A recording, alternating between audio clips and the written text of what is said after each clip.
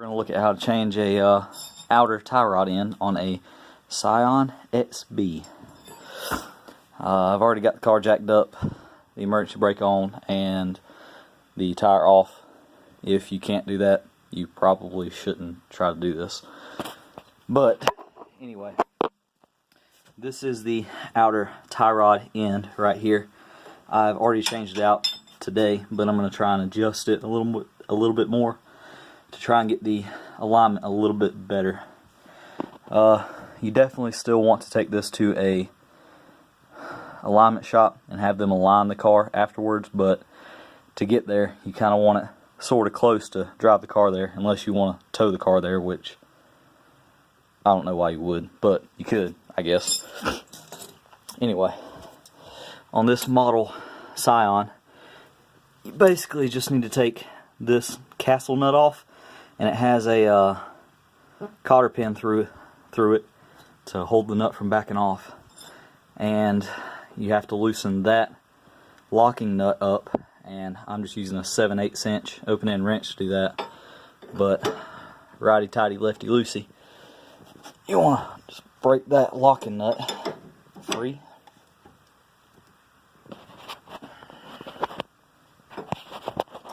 This is really hard to do with one hand. But break that free. Back it up a little bit. It's easier to break that free with the tie rod end still in the spindle. And I'm using side dikes, but you'd want to use pliers. I just don't have any pliers at my house. Get that cotter pin straightened out and pull that out. And this is a 18mm socket. Righty tighty, lefty loosey. Pop that sucker free. Back that up.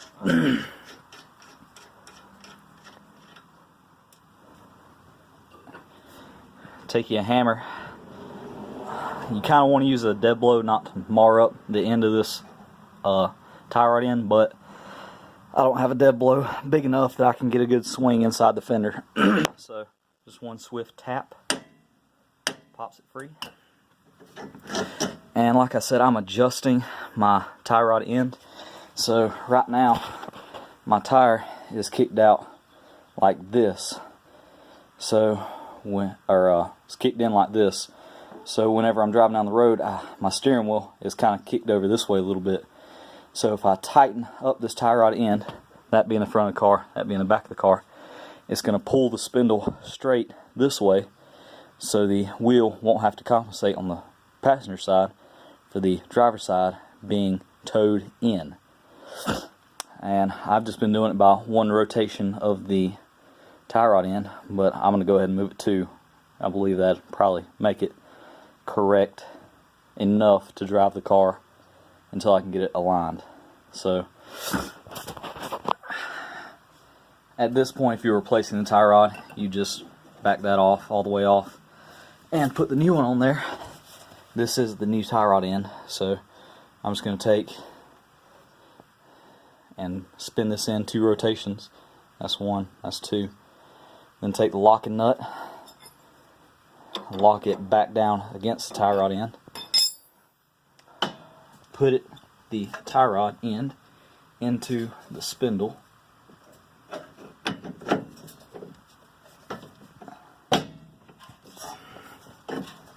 okay, put this castle nut on here, just run it down enough to hold for right now. You really want to crank on this locking nut to make sure it's nice and tight. And again, that's righty tighty, lefty loosey, but that's looking at it from this side, not this side. So to the left will be tightening it against the tie rod end. And it doesn't have to be super tight, but you definitely don't want it coming loose going down the road. So just snug it up nice and good, and take said 18mm and start running that castle nut down. Now, the tie rod end actually locks against the taper, so you need to really snug this up pretty good. You could probably look up the torque specifications on it, but I don't have those, so I'm just going to snug it up to nice and tight. just a smidgen. Make sure you line it up with a hole to a castle. Stick your cotter pin in there.